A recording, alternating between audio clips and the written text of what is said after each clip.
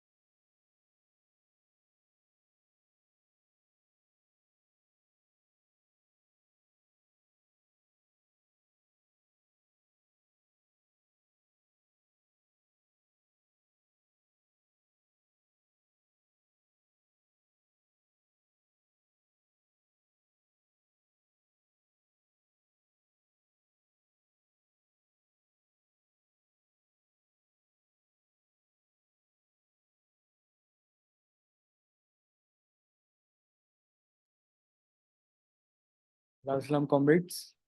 अच्छा, इस तरह है कि आप सब लोगों को पता है कि मुल्क में इस टाइम एक दो बड़ी लहर चल रही हैं। एक जो लेबर कोड की लहर चल रही है, और दूसरी प्राइवेटाइजेशन बहुत स्पीड से कर रही है गवर्नमेंट ऑफ पंजाब खुसूसन। तो उसको मद्देनज़र रखते हुए हमने अपनी एक सरकारी तालीम बचाओ तहरीक लॉन्च की थी। और उसी के लिए हम लोग का 2 हफ्तों में एक मर्तबा रिसर्च करके और एक सेशन कर रहे हैं, जिसमें एक सेशन हम लोग पहले कर चुके हैं पब्लिक एजुकेशन पॉलिसीज़ के ऊपर, जो कि 2 मरतबा पहले हो चुका है। और आज जो है हम लोगों का नेक्स्ट सेशन है जो कि एजुकेशन फंडिंग पे है, और हमारे स्पीकर हैं कॉमरेड सुहेल। तो मैं कॉमरेड सुहेल से कहूँगा कि वो आप काइंडली स्टार्ट कर दें, क्योंकि पहले भी लेट हो चुके हैं हम लोग 15 मिनट। तो कॉमरेड सुहेल, आप स्टार्ट कीजिए।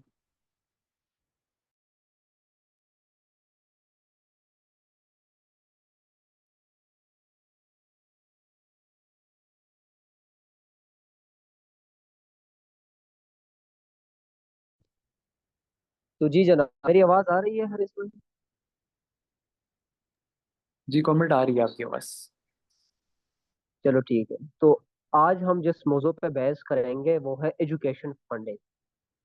बेसिकली किसी स्टूडेंट को उसके एजुकेशन के लिए जो फाइनेंशियल सपोर्ट देती है गवर्नमेंट या मुख्तलिफ किस्म के एनजीओज, तो उस चीज को हम एजुकेशन फंडिंग की कैटेगरीज में लाते हैं। अब अगर मैं एजुकेशन फंडिंग इन पाकिस्तान की बात करूँ तो पाकिस्तान इस टाइम बहुत सारे चैलेंजेस का सामना कर रही है एजुकेशन फंडिंग के हवाले से। एक तो ये है कि जो United Nation of Education Scientific and Cultural Organisation की तरफ से जो रिकमेंडेड जीडीपी रेट है स्टेट के लिए, वो है 4% to 6%। लेकिन अनफॉर्चुनेटली पाकिस्तान में अगर हम 2020-21 में देखें तो 1.8% हमने दे दिया। फिर 2022 में हमने 1.7% दे दिया। फिर 2023 में हमने 1.5% दे दिया, जो कि रिकमेंडेड, वो जो रिकमेंडेड वीडियो है उससे बहुत कम है। क्योंकि रिकमेंडेड में 4 to 6% एक स्टेट को होनी चाहिए, और हम इधर 2% भी नहीं दे रहे हैं। इन सब की एक मिस मैनेजमेंट की वजह से इस जीडीपी की, और साथ साथ इतना कम देने की वजह से 26 मिलियन चिल्ड्रन जो है वो आजकल स्कूल से बाहर है। इसके साथ साथ जब कोई नेचुरल डिजास्टर आता है, लाइक सैलाब आता है, जलजले आते हैं, तो उसमें भी इंफ्रास्ट्रक्चर इस तरीके से तबाह हो जाते हैं कि ये वैल्यू पर और ज्यादा इसकी, ये इसकी जो ये वैल्यू जो है 26 मिलियन, ये और भी बढ़ जाता है। इसके साथ साथ अगर मैं एजुकेशन इंस्टीट्यूट्स की बात करूं तो फिनलैंड, जहाँ 250 स्टूडेंट्स के लिए एक स्कूल होता है, इधर पाकिस्तान में अगर हम देखें तो यहाँ पे स्कूल ठीक है, प्राइवेट स्कूल तो बने हैं और काफी मकदार में है, लेकिन उसकी हमने एक अनजस्टिफाई बना दिया है।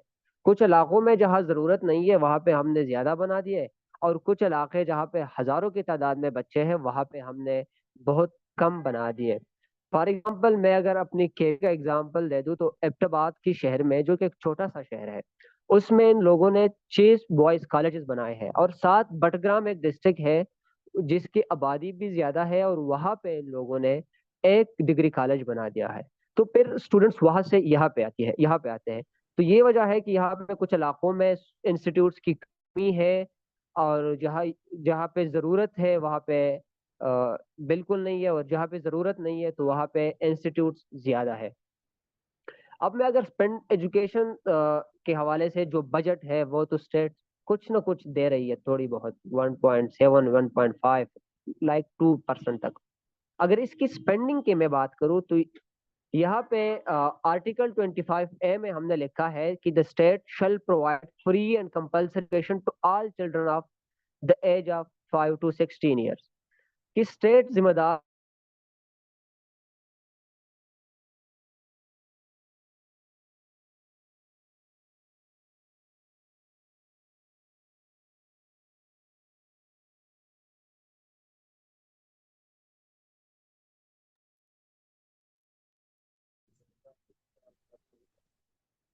कॉमरेड, आवाज़ नहीं आ रही है आपकी। सॉरी, ये नेट की वजह से थोड़ा काट दिया। तो मैं बात कर रहा था कि स्पेंडिंग अगर हम बात करें कि गवर्नमेंट बजट एजुकेशन इंस्टीट्यूट में किस तरह स्पेंड होती है, तो आर्टिकल 25A में हमने ये लिखा है कॉन्स्टिट्यूशन में कि the state shall provide free and compulsory education to all children of the age of 5 to 16 years. अभी आ रही है आवाज मेरी?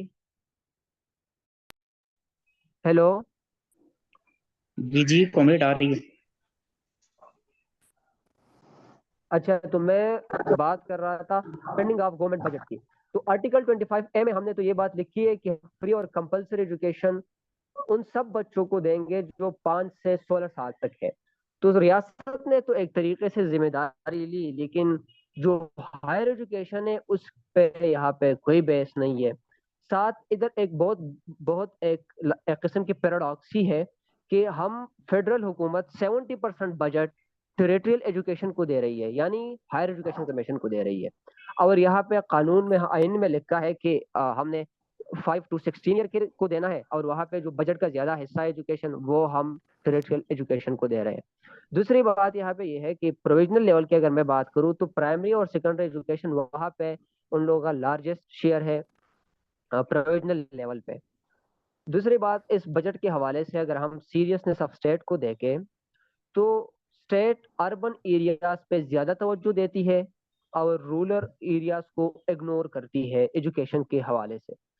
शहरों में ज्यादातर तालीमी सहूलियात होती है, एजुकेशन इन्वेस्टमेंट वहाँ पे ज्यादा होता है, और देहाती इलाकाजात जहाँ पे इस चीज़ की ज्यादा ज़रूरत है वहाँ या तो बिल्कुल है नहीं, और जो है उसमें बहुत सारे खराबियां मौजूद हैं। और इसके मिसाल मैं अब ये दूंगा कि अगर आप बलूचिस्तान को देखें तो उनका पॉपुलेशन है 12 मिलियन, और वहाँ पे हमने सिर्फ और सिर्फ 9 पब्लिक यूनिवर्सिटीज बनाई है। दूसरी तरफ मैं अगर इस्लामाबाद की पॉपुलेशन की बात करूँ तो वो है 1.2 मिलियन, जहाँ पे 14 पब्लिक यूनिवर्सिटीज हमने बनाई है। तो शायद ये भी एक वजह है कि देहातों में हमारे पास पावर्टी और इग्नोरेंस रोज बरोज बढ़ती जा रही है, अजय मुझे ये कानों पर हिला के क्योंकि हमने इन्वेस्टमेंट शहरों में की है। हम जहाँ जरूरत है देहातों में हम जहाँ जरूरत है देहातों में हम वहाँ पे इन्वेस्टमेंट नहीं करते, वहाँ पे हम गवर्नमेंट इंस्टीट्यूट्स नहीं बनाते। दूसरी बात, अब इसकी वजह से ये जो मिस मैनेजमेंट है और अनजस्टिफिकेशन है, इसकी वजह से स्टेट की तरफ से यहाँ पे और भी असर पड़ रहा है, और वो है कि यहाँ पे क्लास डिफरेंसेस जो है वो भी इंक्रीज होती जा रही है। पाकिस्तान की जितने भी हम देखें वर्किंग क्लास एरियाज है, वहाँ पे तो स्कूल या तो है नहीं, और जहाँ है उनके हालात बहुत ख़राब है। मिसाल के तौर पर वहाँ पे क्लासरूम्स नहीं है, लाइब्रेरीज नहीं है, पीने के लिए साफ पानी नहीं है, लैंग्वेज इश्यूज है। एक बंदा जो कि ट्राइबल एरिया से है, उसका वो जब स्कूल जाता है तो वो घर में पश्तो बोलता है, जाके उधर अंग्रेजी में उसे हिस्ट्री और इस्लामियात पढ़ा दी जाती है। तो ये भी एक तो स्टूडेंट को लर्निंग से डिस्ट्रैक्ट करती है ये चीजें। साथ साथ शॉर्टेज ऑफ स्टाफ।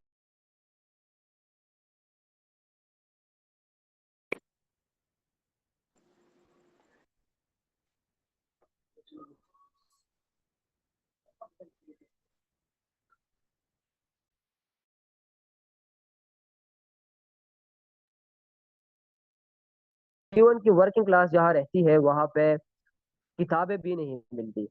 हमारे पास केपी 2023 के बिल्कुल सामने है कि अभी तक यहाँ पे गवर्नमेंट स्कूलों में, प्राइमरी और हाई स्कूलों में बच्चों को पूरी तरीके से बुक्स भी मुहैया नहीं हुई। और दूसरी साइड पे अगर हम अपर क्लास एरियाज को देखें तो वहाँ पे गवर्नमेंट इंस्टीट्यूट भी काफी अच्छे हैं, और साथ वहाँ पे प्राइवेट स्कूल्स भी बने हैं, लाइक आर्मी स्कूल्स बने हैं, बेकन हाउस वगैरह, या पंजाब रूरल कॉलेजेस भी हम कह सकते हैं। तो यहाँ पे ये होता है कि जहाँ वर्किंग क्लास स्टूडेंट्स पढ़ते हैं, वर्किंग क्लास के बच्चे पढ़ते हैं, वहाँ पे इतना अच्छा इन्वायरमेंट मुहैया नहीं होता। और अपर क्लास जहाँ पढ़ती है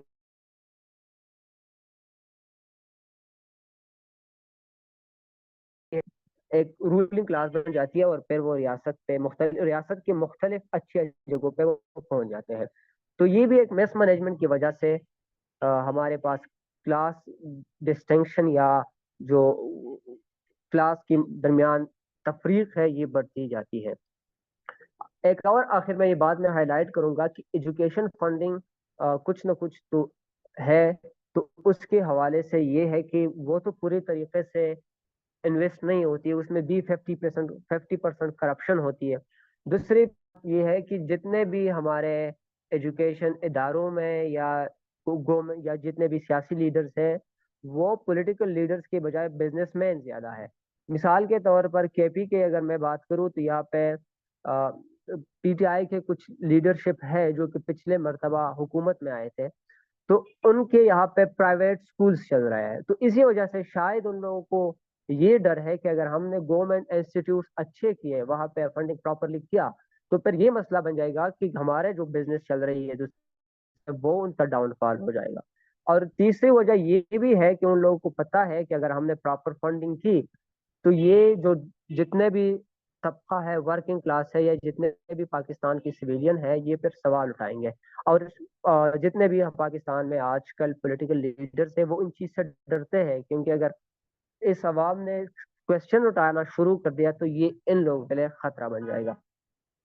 अब अगर मैं सोल्यूशन की तरफ आ जाऊं तो मेरे ख्याल में पहली सोल्यूशन तो इसका ये है कि हम बजट में इसका हिस्सा बढ़ा दिया जाए। दूसरी बात यह है कि हम एक तरीके से प्राइवेटाइजेशन को खत्म करें। उसका क्या वजह है? क्योंकि सियासी लीडर ज्यादा, मैंने जिस तरह बताया कि ये पॉलिटिकल लीडर्स के बजाय बिजनेसमैन ज्यादा है, उन लोगों ने अपने कारोबार स्टार्ट किए, एजुकेशन इंस्टीट्यूट, प्राइवेट इंस्टीट्यूशन बना के। तो इसी वजह से जब हम इस प्राइवेटाइजेशन को खत्म करेंगे, प्राइवेट इदारे खत्म करेंगे, तो फिर हम सब गवर्नमेंट इंस्टीट्यूट्स में जाएंगे, और उसके फिर ये फायदा होगा कि पॉलिटिकल लीडर्स फिर, लाजमी बात है, फिर वो गवर्नमेंट ही जितने भी इदारे हैं या पब्लिक इदारे हैं उसको इम्प्रूव करने की कोशिश करेंगे। तीसरी बात, ज्यादातर जितने भी ये स्टूडेंट राइट्स या एजुकेशन फंडिंग के हवाले से है, तो ये है कि रियासत से कोई पूछता नहीं है। और दूसरी बात, करप्शन जितना है, तो इसी वजह से स्टूडेंट यूनियन होना जरूरी है। अगर स्टूडेंट यूनियन हो गए तो वो फिर अपनी राइट्स के लिए सवाल उठाएंगे, और दूसरी बात, उससे करप्शन भी थोड़ी बहुत कम हो जाएगी, क्योंकि गवर्नमेंट इंस्टीट्यूट्स में डायरेक्टली स्टूडेंट्स इन्वॉल्व हो जाएंगे। तो ये था थोड़ा बहुत जो मैंने प्रिपेयर किया था।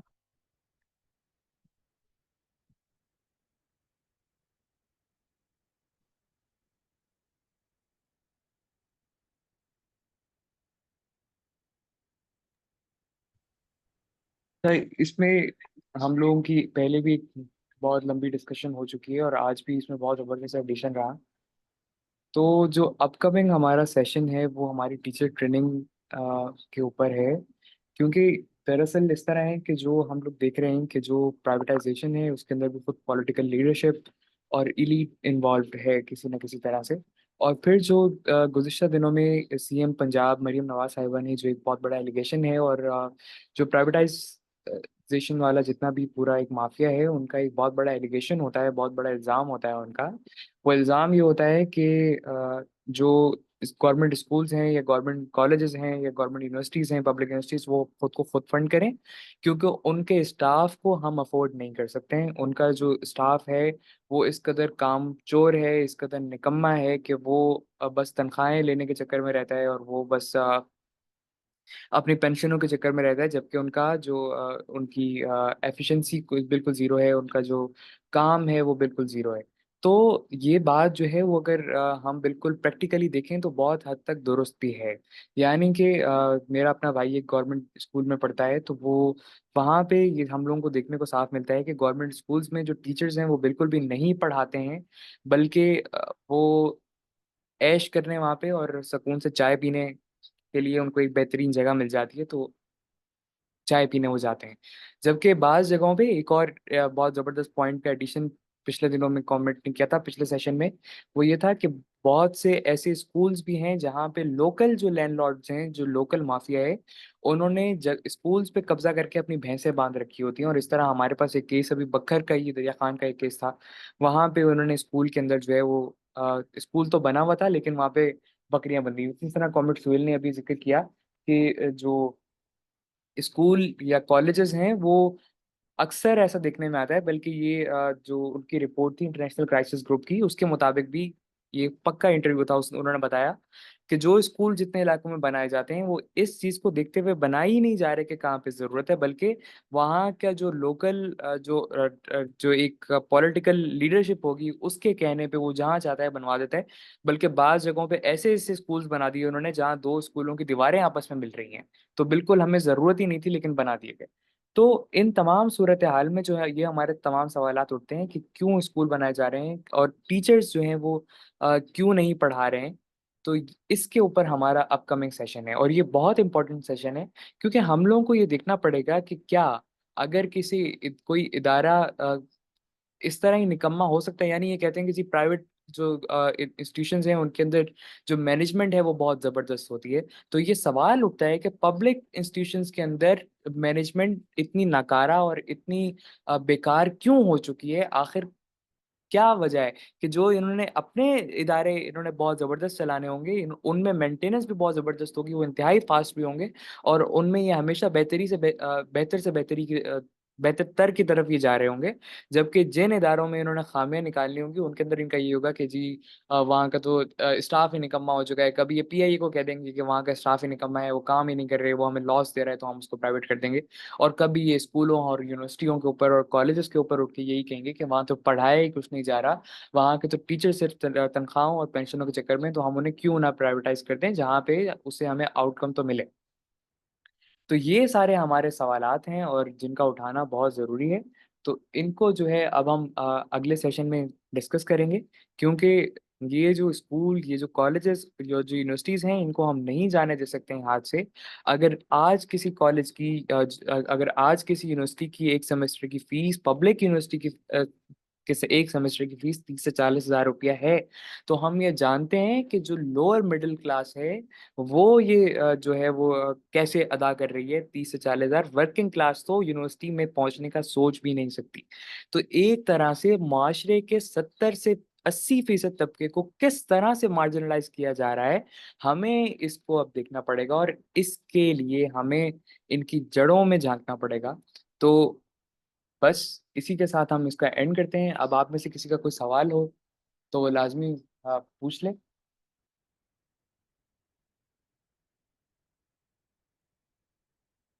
किसने?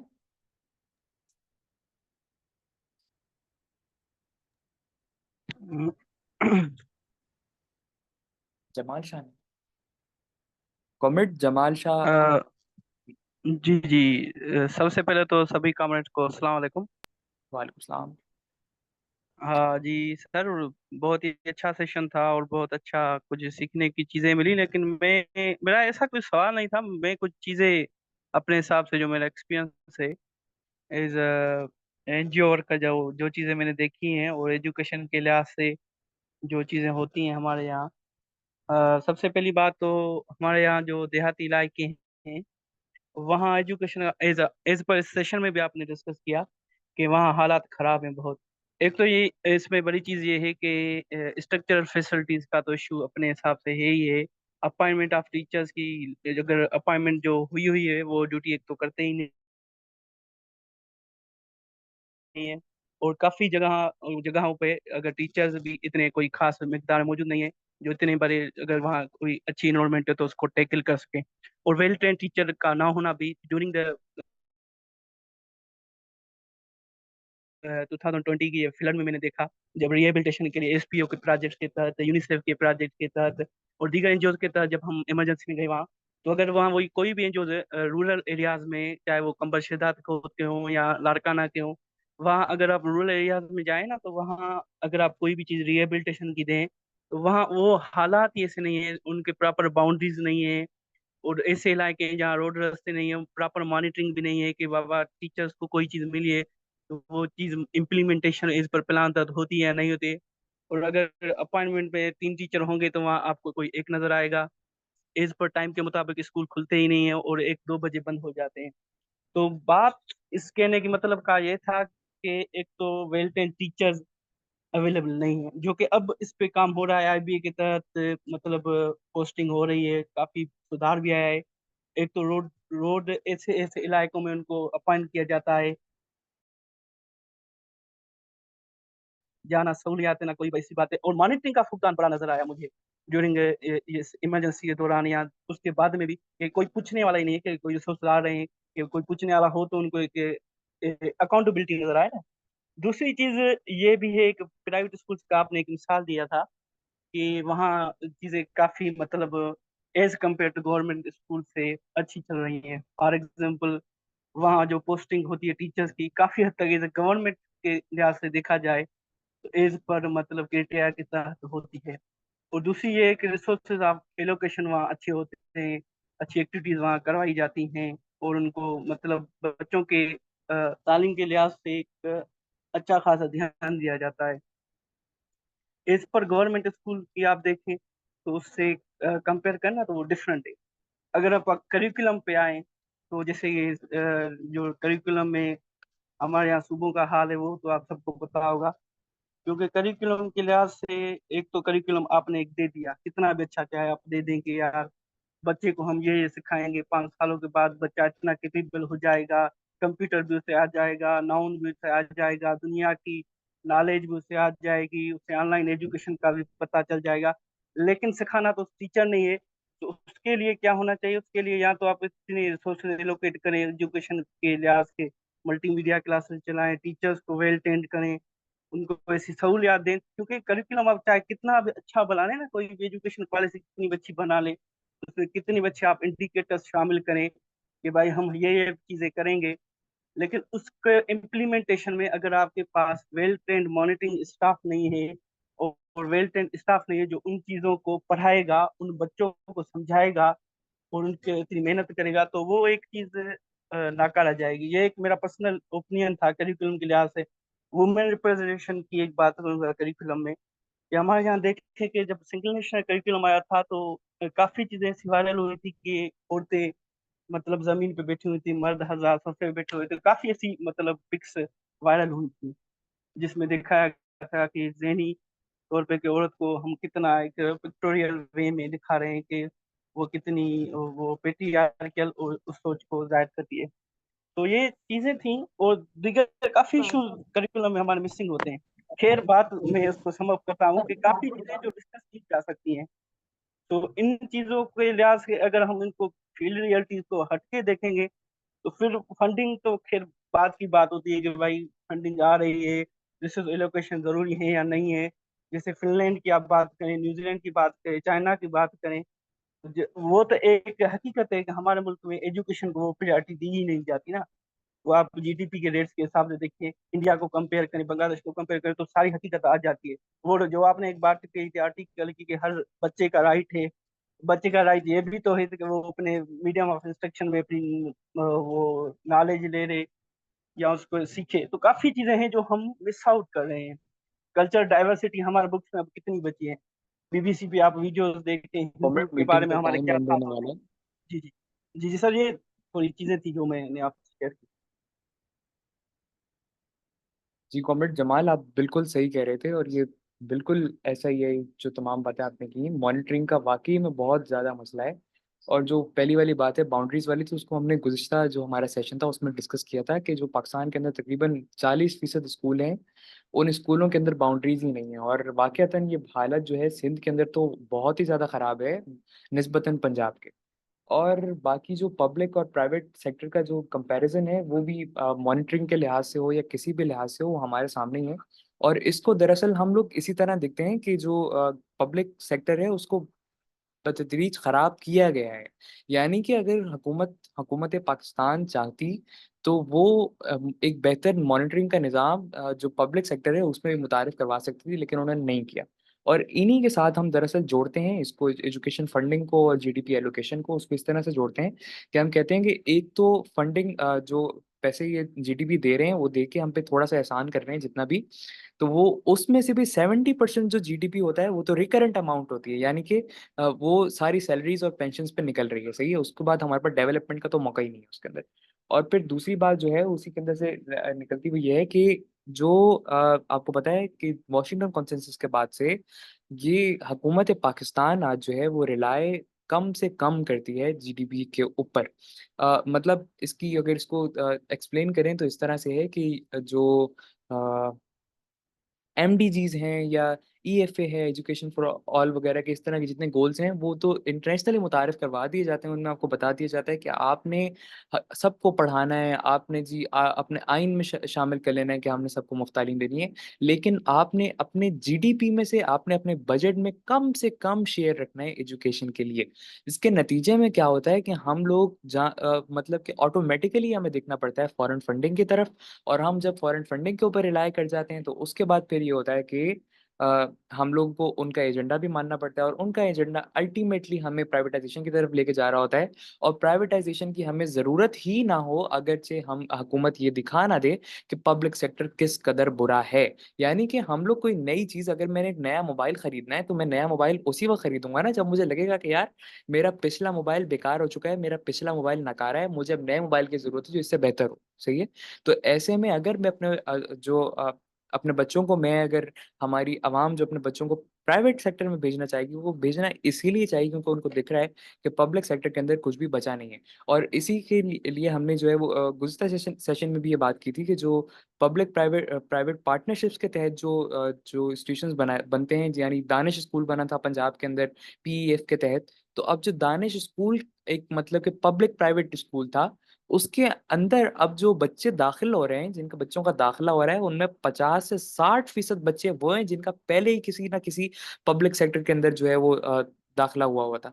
तो ये सब का सब, चाहे वो मॉनिटरिंग हो, चाहे स्कूलों की तबाही हो, स्कूलों के अंदर पीने को पानी ना हो, स्कूलों के अंदर टॉयलेट्स ना हो, स्कूलों के अंदर बाउंड्रीज ना हो, इन तमाम की तमाम चीज़ों को हम लोग एक ही चीज़ से जोड़ते हैं कि रियासत ने जानबूझ के कॉन्शियसली पब्लिक इंस्टीट्यूशंस को तबाह किया है, और उनको तबाह इसलिए किया है कि हमारे सामने अब वो प्राइवेट सेक्टर को लाके खड़ा कर दिया एज अ मॉडल, और अल्टीमेटली आवाम को दिखाए कि जी पब्लिक सेक्टर तो नकारा है, तबाह हो चुका है, उससे कोई प्रॉफिट नहीं है, बल्कि वो तो रियासत को नुकसान में लेके जा रहा है। तो हमें अल्टीमेटली अपने इदारों को प्राइवेटाइज करना पड़ेगा, और सब कुछ करके हमें अल्टीमेटली एक बेहतरीन निज़ाम लाना पड़ेगा जिसके लिए प्राइवेटाइजेशन लाजमी है। तो बस ये था आज का सेशन, और इसके साथ ही हमारी मीटिंग में भी 1 मिनट रह गया है। तो अब अगर इसके बाद एंड पे किसी का सवाल हो या कोई बात करना चाहे 1 मिनट के अंदर अंदर तो कर ले काइंडली, फिर उसके बाद एंड हो जाएगी मीटिंग।